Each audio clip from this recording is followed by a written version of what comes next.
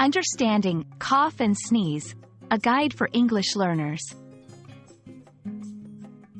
Hello and welcome, dear viewers. Today, we're going to explore two very common, yet often misunderstood, words in the English language: cough and sneeze. These actions are not only natural bodily functions but also carry significant importance in conversations about health and etiquette. Let's dive in and clear up any confusion. A cough is a sudden, often repetitive, bodily action that helps clear the throat and breathing passage of irritants, mucus, and microbes. It's your body's way of responding when something irritates your throat or airways. An occasional cough is normal and healthy. Key points: purpose, clearing the throat or lungs. Sound, it can range from a soft hem to a loud bark. Types: dry cough, wet cough, whooping cough, etc. A sneeze, on the other hand, is a powerful, involuntary expulsion of air from the lungs through the nose and mouth. It's your body's way of removing irritants from your nose or throat.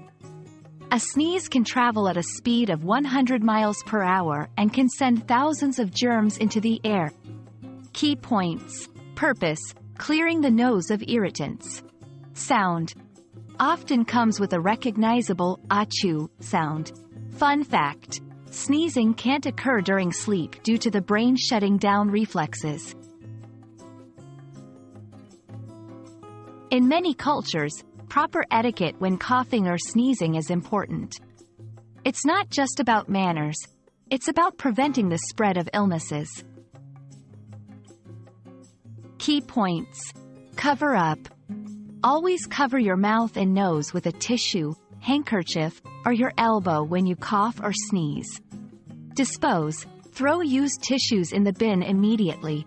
Clean hands. Wash your hands thoroughly after coughing, sneezing, or handling used tissues. Mask up.